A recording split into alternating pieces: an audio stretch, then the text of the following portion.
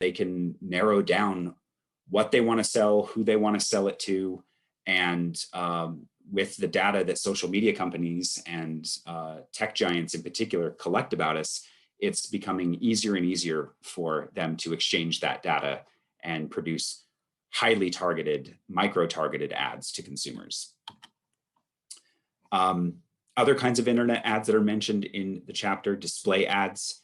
These often appear as static images, floating banners, sidebar ads, pop-ups, background wallpaper, and autoplay or user play videos on websites related to the product or service being touted. This is very common on many popular websites.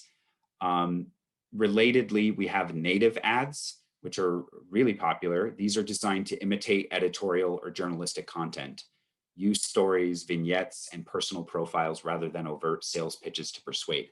So one of the problematic things about native ads, and there's some decent examples in the text, is that for the casual reader of a web page, it's hard to distinguish the native ad from the genuine content. So if you go to something like even the Seattle Times website, or CNN is another good example, or Yahoo, which some members of my family use, a lot of the stories look like real stories, right?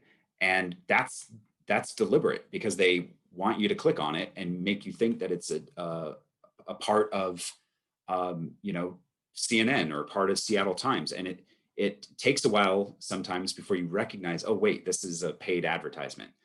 Some websites are better at identifying which ones are paid and which ones aren't, but oftentimes people can't tell the difference. And again, this leads back to chapter 7 with the fake news stuff, because if people can't distinguish between a real news story and a fake one, of course, the fake news is much more likely to be spread or shared with others.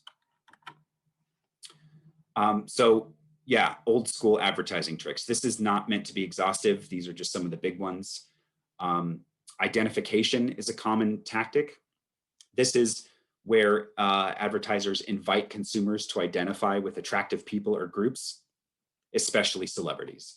So as a lot of us pointed out with the chapter on fallacies and appeals to emotion, a lot of people see themselves and want to look like celebrities. I mean, it's no wonder that companies get celebrities to endorse products, because if it's somebody that you know and respect and want to look like, of course, you're much more likely to buy a product if they're endorsing it. So identification is one of the oldest advertising tricks around.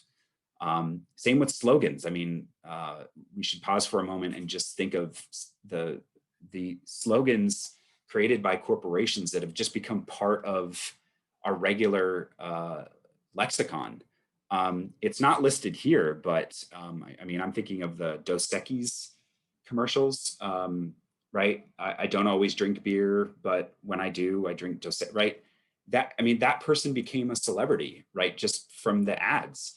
And there's lots of other examples like that, where if it's funny or clever, these slogans can be phrases that through repetition just get our attention, engender appealing emotions or concepts, and associate them with products or companies.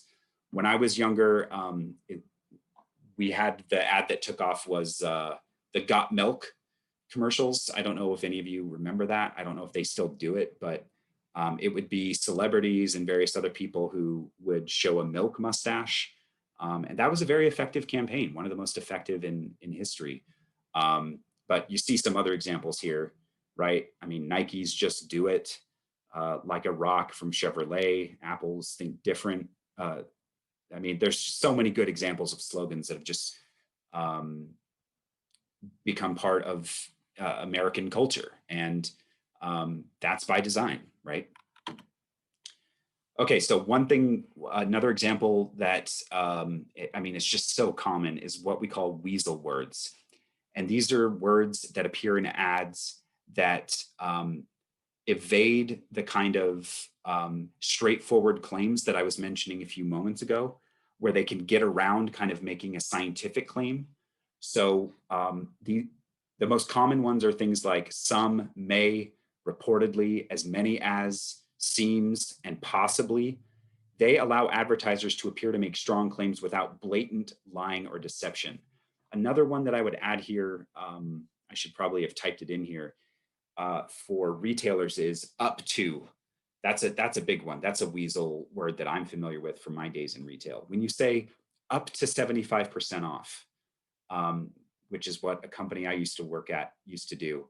I mean, that's just so powerful for the consumer, right? If they walk into a store and they see a sign that says up to 75% off, what are you naturally going to think? Like, all of this stuff is 75% off. But what you would do is you could put stuff that's only 20% off or 30% off, right? But it would get customers to come in the door and think that all this stuff is such a great price. So it's not saying everything here is 75% off, but it says up to 75% off on select items, right? So advertisers and companies do that all the time. They use these weasel words, like, this product may do this, right? And so if you qualify it with the word may, then you can essentially make any claim about any product, right? Some product may make you stronger or make you smell better, or right. I mean, so advertisers are very, very good at using weasel words, or what we call weaselers. Here's some good examples.